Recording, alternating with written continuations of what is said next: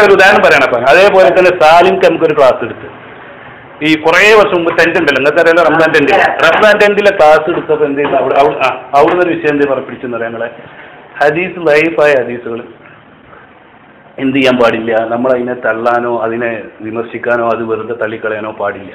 കാരണം ഈ ലൈഫാണെന്ന് പറഞ്ഞ ഒരു വ്യക്തി ലൈഫാണെന്ന് പറഞ്ഞത് കൊണ്ടാണ് ആ ഹദീസ് നമ്മൾ എന്ത് ചെയ്യുന്നത്, തള്ളുന്നത്. അത് ഏത് പണ്ഡിതൻ, ഒരു ലൈഫാണെന്ന് ഒരു പണ്ഡിതൻ പറഞ്ഞു അല്ലേ, ആ പണ്ഡിതൻ പറഞ്ഞത് ലൈഫാണെങ്കിലും, ഒരു ഉദാഹരണം പറയാം, ദഹബി പറഞ്ഞു ഹദീസ് ലൈഫാണ്, എന്താ അയാൾ മജൂലാണ്, ഒരു ഉദാഹരണം പറയാം. അപ്പൊ അങ്ങനെ കാണാം. അപ്പൊ ആ ദഹബി പറഞ്ഞത് എന്ത് ചെയ്യാണ്, ഇയാളെ പറ്റി പഠിച്ചതിൽ ഈ വിഷയം കൊണ്ടാണല്ലോ ഹദീസ് തള്ളുന്നത്, അല്ലാതെ റസൂൽ സ്വല്ലല്ലാഹു അലൈഹി വസല്ലമയിൽ നിന്ന് വരാത്തത് കൊണ്ടല്ല എന്ത് ചെയ്യുന്നത് ഈ ഹദീസ് തള്ളുന്നത്. ഈ ഹദീസിന് പണ്ഡിതന്മാർ അതിനുള്ള ഒരു നിയമം വെച്ചപ്പോ ആ വെച്ച നിയമത്തിൽ ഇങ്ങനെ നിയമം ഉള്ളത് കൊണ്ട് എന്ത് ചെയ്യുന്നത്, ഇയാള് ലൈഫാണ് അല്ലെങ്കിൽ അയാൾ ഓർമ്മശക്തി ഇല്ലാത്തതാണ്, അയാള് അപ്പൊ അന്ന് ഇങ്ങനെ ക്ലാസ് നമുക്ക്, ഞാൻ ഒരു ഉദാഹരണം പറയാം, നമ്മൾ അന്നും നമുക്ക് സത്യം പറഞ്ഞ ഈ വിഷയത്തെ നമുക്ക് അത്ര ഒരു അന്ന് എന്താണ് ഇങ്ങനെ നമുക്ക് മനസ്സിലായില്ല. കാരണം എന്താണെന്ന് വെച്ചാൽ അപ്പൊ നമ്മൾ പറഞ്ഞു വന്ന സത്യത്തിൽ അന്ന് ആ ഒരുപാട് വർഷം മുമ്പ് തന്നെ ഇങ്ങനത്തെ ചില വിഷയങ്ങളിൽ എന്തുണ്ടായിട്ടുണ്ട്. പക്ഷെ അതൊക്കെ അന്നൊക്കെ ഇത് ഇങ്ങോട്ട് എത്താറില്ല, എങ്ങോട്ട് എത്താറില്ല, നമ്മളെ നാട്ടിലേക്കൊന്നും എന്ത് ചെയ്യാറില്ല, അതും അങ്ങനെ എത്തി വരാറോ അത് എങ്ങനെ ചർച്ച ചെയ്യാറോ.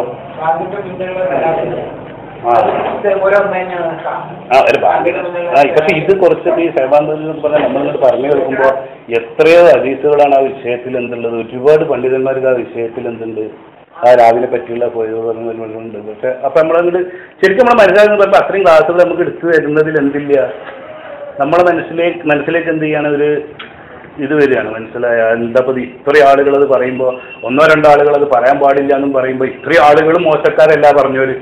അപ്പൊ അവരുടെ ഇത് വെച്ചിട്ട് നമുക്കത് ചെയ്താൽ എന്താ കുഴപ്പം?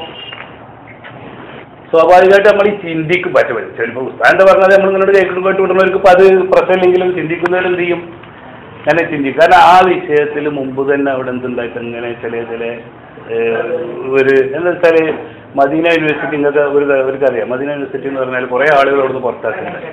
ഇപ്പം ഈ യുദ്ധത്തിന്റെ പ്രശ്നം കഴിഞ്ഞപ്പോൾ ഒരു 10-15 പണ്ഡിതന്മാർ അവിടെ നിന്ന് എന്തുണ്ടായി, ഈ ഇഖ്വാനി ചിന്താഗതിയുള്ളവരെ കംപ്ലീറ്റ് അവിടുന്ന് എടുത്ത് പുറത്ത് കിട്ടും. കാരണം പലവരും അവിടെ എന്തുണ്ട് ഉസ്താദന്മാരായിട്ടും ഇതായിട്ടും പ്രവർത്തിക്കും. പക്ഷെ അതൊന്നും ഇവര് നോക്കി കണ്ടുപിടിക്കാതെ ഇതിന്റെ അതുകൊണ്ടാണ് ജമാഅത്ത് ആശയമുള്ളവരും പണ്ട് മടൂര് അവിടെ ഉണ്ടായിരുന്നെന്ന് കുറെ അങ്ങനെ വരാൻ കാരണം എന്താണ്, ഒരുപാട് ചിന്താഗതിക്കാർ ഉസ്താദുമാരാരാണ്, ആ ചിന്താഗതിക്കാരാണ്. അപ്പോ അങ്ങനെ ആകുമ്പോൾ ജമാഅത്തിന്റെ ആശയമായിരുന്നു അന്ന് അവിടെ ഒരുപാട് കുറച്ചൊക്കെ ഉണ്ടാവുകയും പിന്നെ അതൊക്കെ ഇങ്ങനെ ഒരുപാട് ആളുകൾ അവിടെ. പക്ഷെ യുദ്ധത്തിൽ മറ്റേ ഇറാൻ ഇറാഖ് യുദ്ധത്തിൽ ഒരുപാട് സംഖ്യ ആളുകളെ എന്തായി അവിടുന്ന് ഒഴിവാക്കിയിരുന്നു.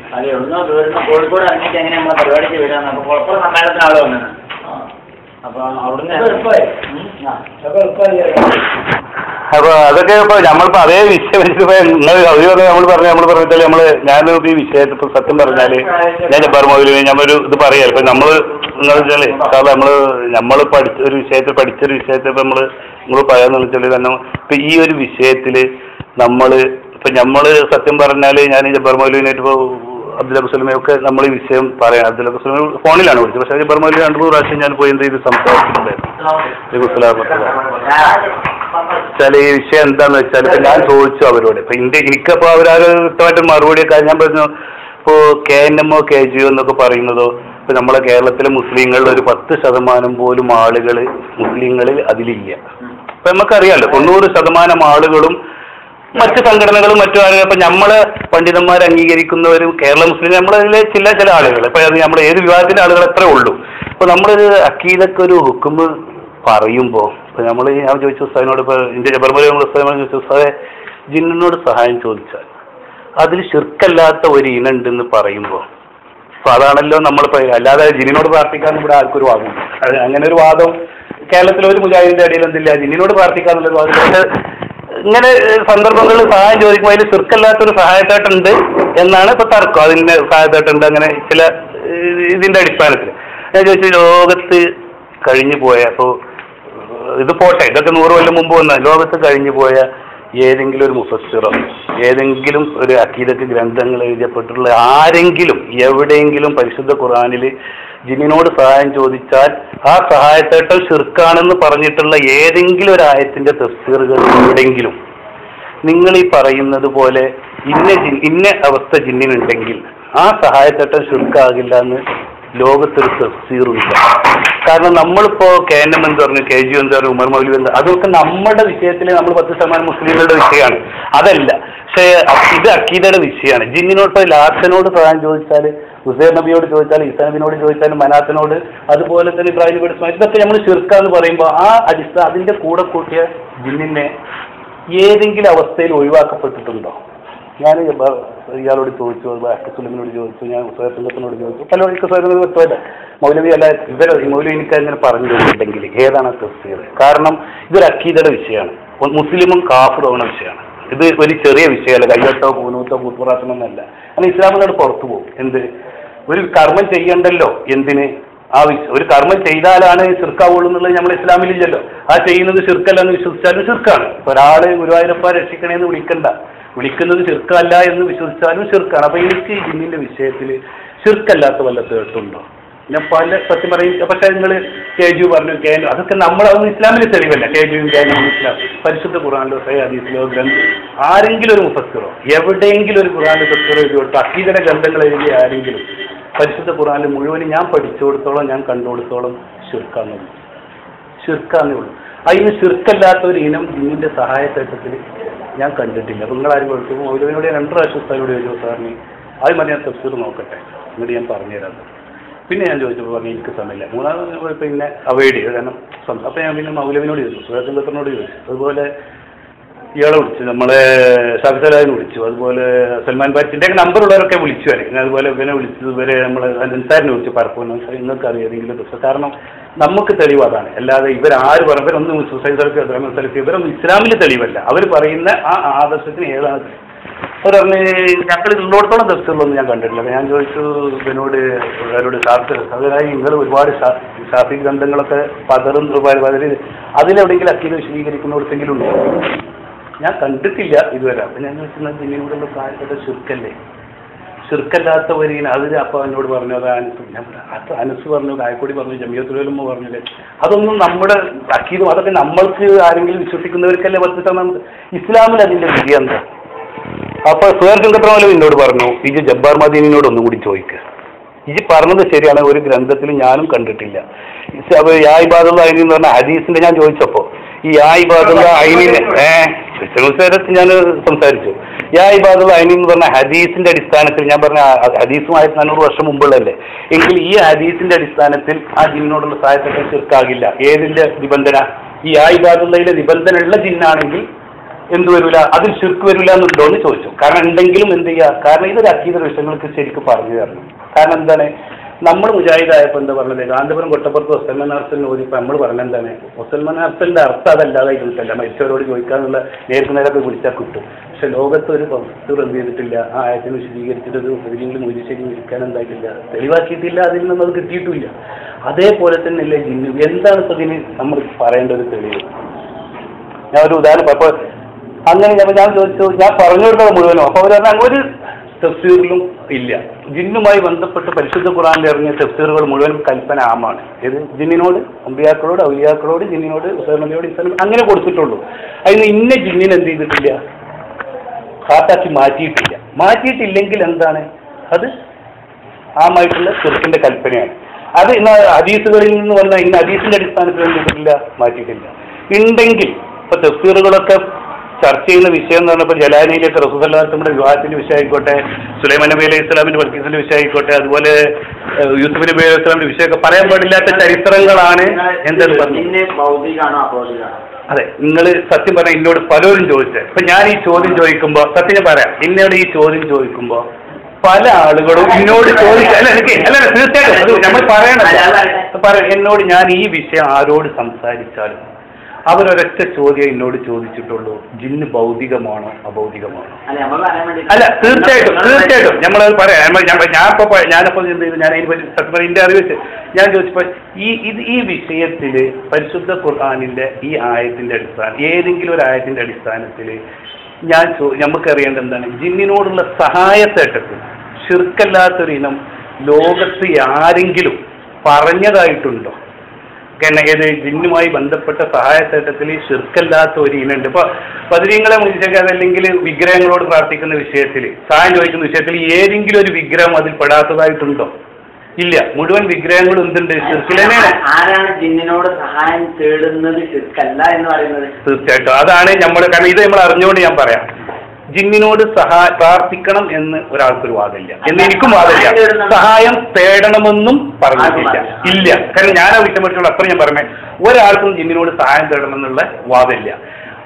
എല്ലാവരും പറയുന്നത് എന്താണ്? വിജനപ്രദേശത്താകട്ടെ, കടലിലാകട്ടെ, അതുപോലെ വെള്ളത്തിൽ സക്കരിയ വരെ എന്താ പറഞ്ഞത്, വെള്ളത്തിൽ മുങ്ങിച്ചാകുമ്പോഴാകട്ടെ പ്രാർത്ഥിക്കേണ്ടത്, സഹായം ചോദിക്കേണ്ടത് ആരോടാണ്? അള്ളാഹിനോടാണ്. ഇവിടെ തർക്കം അതല്ല. ഒരു മനുഷ്യൻ അവിടെ ഒരു ജിന്നിനോട്, എന്റെ ശബ്ദം കേൾക്കുന്ന പരിധിയിലുള്ള ജിന്നിനോട് ചോദിച്ചാൽ അതിന്റെ വിധി എന്താ? അല്ല, ചോദിക്കണ്ട. ചോദിച്ചാൽ ആ വിധി എന്താ? തീർച്ചയായിട്ടും ഇത് ചോദ്യം നിങ്ങളിപ്പോ ചോദ്യം. അപ്പൊ ഈ വിഷയത്തില് ജിന്നിനോട് സഹായം ചോദിച്ചാൽ അത് ശിർക്കാണോ ശിർക്കല്ലേ എന്നുള്ള വിഷയം ചർച്ച ചെയ്ത പണ്ഡിതന്മാര് ആ വിഷയത്തിൽ എന്താണ് പറഞ്ഞത്? ജിന്ന് ഭൗതികമാണോ അഭൗതികമാണോ എന്നുള്ള വിഷയം അതിലേക്ക് എടുത്തിട്ടാണോ മറുപടി പറഞ്ഞത്? അല്ല, എനിക്കറിയില്ല, അങ്ങനെയാണോ? പക്ഷെ ഞാൻ ചോദിക്കുന്നത്, നിങ്ങളിപ്പോ ഈ പഠിച്ച പ്രകാരം അതെ, ജിന്ന് തീർച്ചയായിട്ടും ഞാനത് പഠിച്ചു. പക്ഷെ ഈ വിഷയത്തിൽ വേറെ എന്തെങ്കിലും ഉണ്ടോ? അത് ശിർക്കുണ്ടോ? അതെ, ഞാൻ ചോദിച്ചത് ലോകത്ത് ആരെങ്കിലും ഉണ്ടോ എന്ന് അങ്ങനെ പറഞ്ഞിട്ടുണ്ടോ? ഇങ്ങനെ ജിന്ന് അഭൗതികമല്ലാത്തത് കൊണ്ട് ഭൗതികമായത് കൊണ്ട്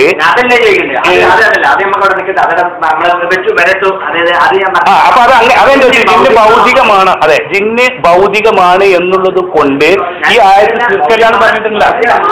അല്ല, അങ്ങനെ ഉണ്ടോന്ന് ചോദിക്കാം. ഇല്ലെങ്കിൽ പറഞ്ഞുതരാം. അതെ, ഞാനിപ്പോ പറയാ. പക്ഷെ ഞാൻ ചോദിക്കുന്നതല്ല, ജിന്ന് ഭൗതികമാണ് എന്നുള്ളത് കൊണ്ട് ജിന്നിനോട് ഞാൻ ചോദിക്കുന്നുണ്ടോന്ന് ഇല്ല. ആയിക്കോട്ടെ. അപ്പൊ ജിന്ന് ഞാൻ പഠിച്ചത് ഇപ്പൊ നമ്മൾ ഫൈസൽ മുസ്ലിയാരൊക്കെ സംസാരിച്ചു മുമ്പ് പറഞ്ഞു തന്നതും ജിന്ന് മനുഷ്യനെ സംബന്ധിച്ചിടത്തോളം അഭൗതികമാണ്. എന്നോട് ഫൈസൽ മുസ്ലിയാർ പഠിച്ചത് എന്താണ്?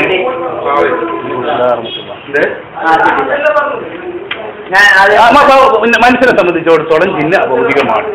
എന്നെ ഇപ്പൊ ഞാൻ പൈസലും പറഞ്ഞു, മനുഷ്യനെ സംബന്ധിച്ച് ജിന്ന് എന്താണ്? അഭൗതികം. മൊത്തത്തിൽ പറയുമ്പോൾ അള്ളാഹിനെ സംബന്ധിച്ച് നമ്മൾ പറയുമ്പോൾ സൃഷ്ടികൾ എന്നുള്ള രീതിയിൽ മറ്റതെല്ലാം ഭൗതികവും, അള്ളാഹു മാത്രമാണ് എന്ത്? അഭൗതികവും. മനുഷ്യനെ സംബന്ധിച്ച് പറയുമ്പോൾ ജിന്നുകൾ ആരാണ്? അഭൗതികമാണ്. അതുകൊണ്ടാണ് ഇപ്പൊ ഞാൻ പറഞ്ഞ എന്താണൊക്കെ ചോദിച്ചപ്പോൾ ഫൈസൽ മുസ്ലിം പറഞ്ഞ സംവാദത്തിൽ എഴുതാൻ കണ്ടി സംവാദത്തിൽ എഴുതിയതും മനുഷ്യനെ സംബന്ധിച്ചിടത്തോളം എന്താണ്? അഭൗതികമാണ്. പക്ഷെ അള്ളാഹിനെ സംബന്ധിച്ച് പറയുമ്പോൾ എന്താണ്? അള്ളാഹു ഒഴിച്ച് ബാക്കി മുഴുവനും ഭൗതികമാണ്. പക്ഷെ ഞാൻ ആ വിഷയം അങ്ങനെ മനസ്സിലാക്കിയത് എന്തെങ്കിലും അതിൽ തെറ്റുണ്ടെങ്കിൽ അല്ല, അത്രേ ഉള്ളൂ. അപ്പൊ മനുഷ്യനെ സംബന്ധിച്ചിടത്തോളം അഭൗതികമാണ്, ജിന്ന് അഭൗതികമാണ്. മനുഷ്യനെ നമ്മളെ സംബന്ധിച്ചിടത്തോളം ജിന്ന് അഭൗതികമാണ്. അതുകൊണ്ട് തന്നെ അങ്ങനെയാണെങ്കിൽ ഇപ്പൊ ഞാനിപ്പോ കക്കൂസ് കയറുമ്പോ അവിടെ ഒരു ജിന്ന്, അത് നിങ്ങൾ പിശാചിനെ കയറണം, പിശാജ് ഉണ്ടാവും അവിടെ. അതുകൊണ്ട് നിങ്ങൾ പിശാജിന്റെ കാവലിന് ഈ പിശാജ് എന്ന ആൾ ജിന്ന് വർഗത്തിൽപ്പെട്ടാണ്. അപ്പൊ എന്തായാലും അവിടെ പിന്നെ ജിന്ന് വർഗത്തിൽപ്പെട്ട പിശാജ് ഉണ്ടാവും എന്നുള്ളത് പറഞ്ഞിട്ടുണ്ട്. പക്ഷെ നമ്മൾ കണ്ണുകൊണ്ട് കാണാൻ കഴിയും. നമ്മളോട് അങ്ങനെ പ്രാർത്ഥിക്കാൻ പറഞ്ഞു. പറഞ്ഞു അത്ര ഉണ്ടോ ഇല്ല എന്നുള്ളത് നമ്മളോട് ചോദിക്കാൻ പറഞ്ഞിട്ടില്ല. ഉണ്ടാകും എന്നല്ലല്ലോ പറഞ്ഞത്. അവിടെ നമ്മൾ കക്കൂസിലേക്ക് പോകുമ്പോൾ നമ്മൾ ശരിക്കപ്പെട്ട പിശാചിൽ നിന്ന് ആയിക്കോട്ടെ ഉണ്ടെങ്കിൽ നമ്മളോട് പറഞ്ഞു റസൂലുള്ളാഹി അങ്ങനെ പറയണമെന്ന്. നമ്മൾ എന്തിന്റെ അടിസ്ഥാനത്തിൽ അങ്ങനെ പറയുന്നത്? അത് നമ്മൾ കക്കൂസിലേക്ക് അല്ല, അല്ല അതിന്റെ അടിസ്ഥാനത്തിലല്ല നമ്മൾ പറയുന്നത്. റസൂലുള്ളാഹി സ്വല്ലല്ലാഹു അലൈഹി വസല്ലം അങ്ങനെ ചെയ്യണം പഠിപ്പിച്ചു. എന്നെ പിശാച് പിന്തുടരുന്നുണ്ടെന്ന് ഞാൻ എപ്പോഴും വിചാരിക്കണം. എന്തെങ്കിലും പക്ഷേ സമ്മതിച്ചു. പിശാച് ഒരു മനുഷ്യനെ അള്ളാഹു സുബ്ഹാനഹു വ തആല പിശാചിനെ പേടിക്കാൻ എന്തിനാ നമ്മൾ പറഞ്ഞത്? അള്ളാഹു പിശാചിന്റെ അല്ല, അള്ളാഹു പിശാചിന്റെ എന്തിൽ നിന്ന് ചേർന്ന്, എന്തിന്റെ ചേർന്ന് അല്ല. മനുഷ്യനെ സംബന്ധിച്ചിടത്തോളം പിശാചിനൊരു ജോലി എന്ത് ചെയ്തിട്ടുണ്ട്? അവ ഏറ്റെടുത്തിട്ടുണ്ട് അല്ലെ? അള്ളാഹുവിൽ നിന്നും നമ്മളെ എന്ത് ചെയ്യും? അകറ്റുകയും നരകത്തിലേക്ക് എത്തിക്കുകയും ചെയ്യുന്നുള്ള ജോലിയാണ് ആരെ ഏറ്റെടുത്തത്? പിശാച് ഏറ്റെടുത്തത്. അതിന് ഞാൻ അവന്റെ മുന്നിലൂടെയും പിന്നിലൂടെയും ബാക്കിലൂടെയും കഴുത്തിലൂടെയും വരും അല്ലെ? അവൻ എന്ത് ചെയ്യും? നമ്മളിലേക്ക് വരും അല്ലെ? എന്തിനു വേണ്ടി? നമ്മളെ നിന്റെ മാർഗത്തിൽ നിന്ന് വഴിപറ്റിച്ച് ഞാൻ നരകത്തിലേക്ക് എത്തിക്കാൻ. അപ്പൊ അള്ളാഹു പറഞ്ഞില്ല എല്ലാരും കിട്ടൂല എനിക്ക് ഓക്കെ. അപ്പൊ അവൻ അതിനാണ് എന്ത് ചെയ്യുന്നത്? അവൻ നമ്മളെ പ്രവർത്തിക്കുന്നത്. പിന്നെ റസൂൽ സല്ലല്ലാഹു അലൈഹി വസല്ലം പഠിപ്പിച്ചിട്ടുള്ള മുഴുവൻ പ്രാർത്ഥനകളും ദിക്ർ ആയിട്ടാണ് നമ്മളോട് എന്ത് ചെയ്തിട്ടുള്ളത്? ചെയ്യാൻ പറഞ്ഞത്. റഷീദ് അല്ല ഇല്ല ശരിയല്ല. പക്ഷെ ഞാനിപ്പോ അതുകൊണ്ട് ഞാൻ പറഞ്ഞില്ല. ജിന്ന് കഥ അതുകൊണ്ടൊന്നല്ല, നമുക്ക് നിങ്ങളോട് അതൊന്നും പറയാനുമില്ല. നമുക്ക് ഒറ്റ വാക്കേ പറയാനുള്ളൂ. ഞാൻ KG അത് മാത്രമേ നമ്മൾ ഉദ്ദേശിച്ചത്. എന്ത് KG ശരിയാണെന്നോ, KG അംഗീകരിക്കണമെന്നോ, KNM അംഗീകരിക്കണമെന്നോ, അതിൽ മെമ്പർഷിപ്പ് എടുക്കണമെന്ന് പറയാൻ നമ്മളൊക്കെ എന്ത് ചെയ്യുന്നത് എന്തിനു വേണ്ടിയിട്ടാണ്? അല്ലാതെ കൂലിക്കാൻ വേണ്ടിയിട്ടാണ്. പക്ഷെ ഒരു കാര്യം, നമ്മളിലേക്ക് ശിർക്ക് വരുന്നത് നമ്മളറിയില്ല. ഇന്നിലെ ശിർക്ക് വരുന്നത് ഞാൻ അറിയില്ല, നിങ്ങളിലേക്ക് ശിർക്ക് വരുന്നത് നിങ്ങളറിയില്ല. പക്ഷെ നമ്മളെങ്ങനെ പിന്നെ അറിയാം? ഒരാള് പറഞ്ഞു തരുമ്പോഴാണ് അറിയാം. നിങ്ങളെ മനസ്സിൽ എവിടെയെങ്കിലും അള്ളാഹ് സാക്ഷ്യത്തിൽ എവിടെയെങ്കിലും നമ്മൾ ഒന്നിച്ച് പ്രവർത്തി ഒരു ഇതുണ്ട്, എവിടെയെങ്കിലും ഇപ്പൊ നമ്പർ കിട്ടിയോണ്ട് നമ്മൾ വന്ന് പറയാം, എവിടെയെങ്കിലും നിങ്ങളുടെ മനസ്സിൽ ജിന്നിനോട് സഹായം ഞങ്ങളെ സംബന്ധിച്ചിടത്തോളം ഇത് പരിപൂർണ്ണ ഹക്കാണ്. നിങ്ങൾ പറഞ്ഞതിനേക്കാൾ കൂടുതൽ ഈ വിഷയം നിങ്ങൾ അജിപർമനെ ചർച്ച ചെയ്തിട്ടുള്ളൂ.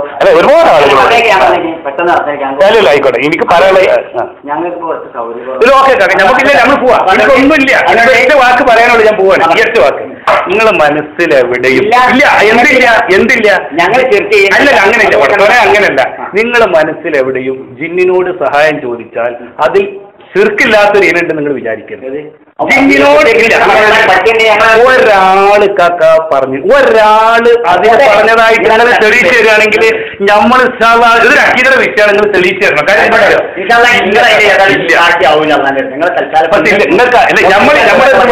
ലോകത്തുള്ള പണ്ഡിതന്മാർ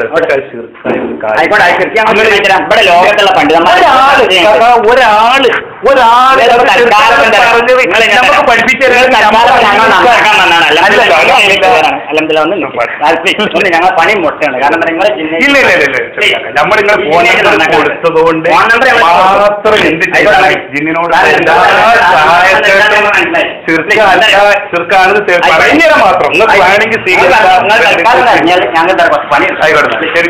എന്തെങ്കിലും കാരണം നമ്മൾ പറയാതെ പറയില്ല. നിങ്ങൾക്ക് വിഷമോ കാര്യമൊന്നും പാടില്ല. കാരണം ആയിക്കോട്ടെ, നിങ്ങൾ കാരണം ടൈമുള്ളപ്പോ നിങ്ങൾ NCR-ലൊക്കെ ഒരുപാട് അല്ല ഞാൻ കുറിച്ച് പറഞ്ഞു. NCR-ലൊക്കെ നിങ്ങൾ ഒരുപാട് ചർച്ച ചെയ്യുന്നല്ലേ പടി. നിങ്ങൾ തമിഴ് പരിസം വിളിക്കും. എനിക്കൊന്ന് പറഞ്ഞു, എനിക്ക് മനസ്സിലായി തെറ്റാണ്. ഞങ്ങൾ കൂടെ വരാം. ഇത് കഴിഞ്ഞിട്ട് ഉദ്ഘാടനമൊക്കെ കഴിഞ്ഞിട്ട്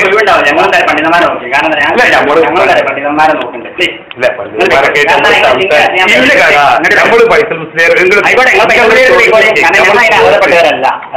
മനസ്സിനേക്കാൾ വരുമ്പോണ്ട് വേറെ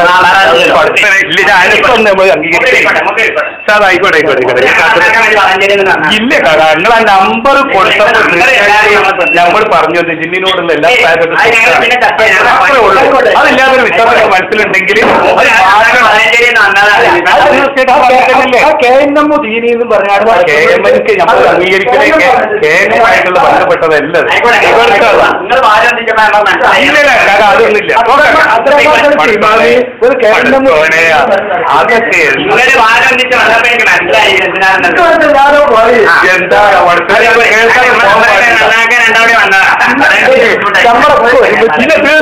അതുകൊണ്ടല്ലേ നമ്മൾ പറഞ്ഞത്.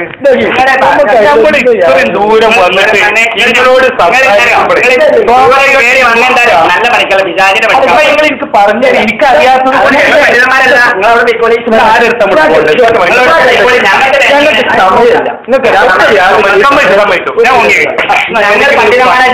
നമുക്ക് എത്തിച്ചു. എനിക്കൊന്ന് സംസാരിക്കാൻ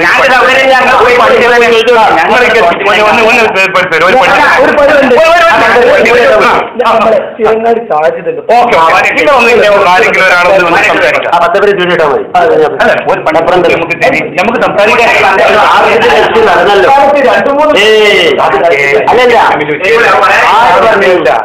ഇവിടെ പന്നിപ്പാർ സംസാരിച്ച് അതിനപ്പുറത്ത് നീ ഉണ്ടെന്ന് പറയുന്നത്.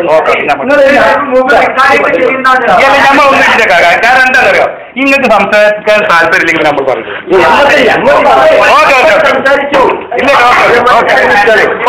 ഒരു പൈസ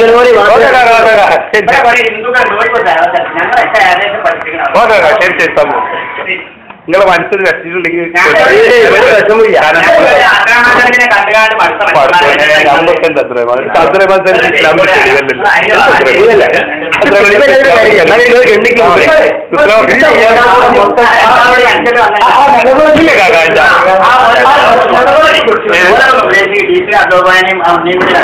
നമ്മള്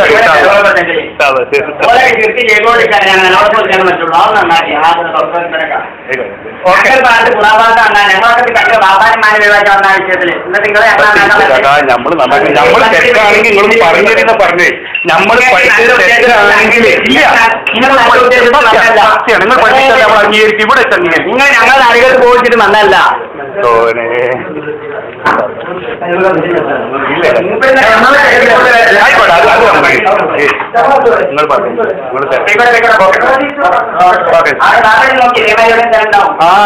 നമുക്ക് അതന്നെ നമ്മൾ നിലത്തന്നെ മേഖല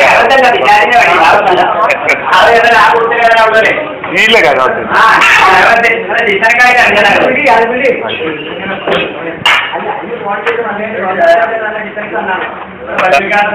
അങ്ങനെ തന്നെ നമ്മൾ പണ്ഡിതന്മാര് ഓരോ സ്ഥലത്തും പോയി പറഞ്ഞു കൊടുത്തിട്ടല്ലേ ആളുകൾ മാറിയത്. കാരണം നമ്മൾ പഠിച്ചത് നമ്മൾ നിങ്ങൾക്ക് പറയും നമ്മളിപ്പോ തെറ്റുണ്ട് നിങ്ങൾ തിരിച്ചു വർത്താനം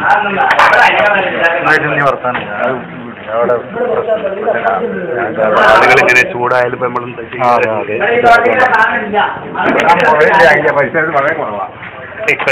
എന്തായാലും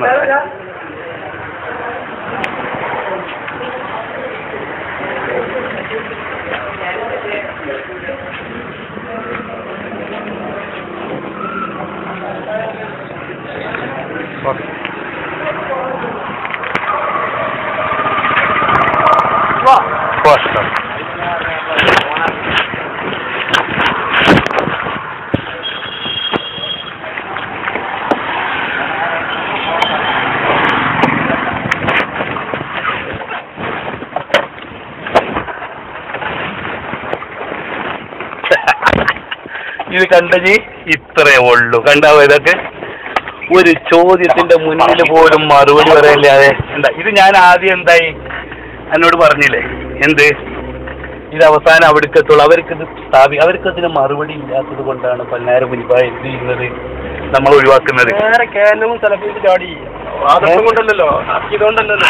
പറയാൻ പറ്റില്ല, ശിർക്കല്ലേ, പറയാൻ എങ്ങനെ പറ്റും? കാരണം ആളുകളും കൂടി കേൾക്കണം. മൂപ്പർക്ക് ആകെ ബേജാറായി. കാരണം ഇത് സംഭവം എന്താണ്, ഇത് കുടുങ്ങും. എങ്ങനെയുണ്ട്? ഇത് 100% അറിയുന്നത് കൊണ്ടാണ് നമ്മൾ ഇവരെ പിന്നാലെ പോകുന്നത്. നമ്മൾ വീട് കഴിഞ്ഞപ്പോ ഇവരെ പൈസ വിളിക്കുമ്പോൾ മുഴുവൻ ആളുകൾ വിളിക്കും. കാരണം നമ്മൾ ഇത്ര ആള് 2 സെലായികളാണ് ഇരിക്കുന്നത്. അറിയിച്ച് 2 മുങ്ങി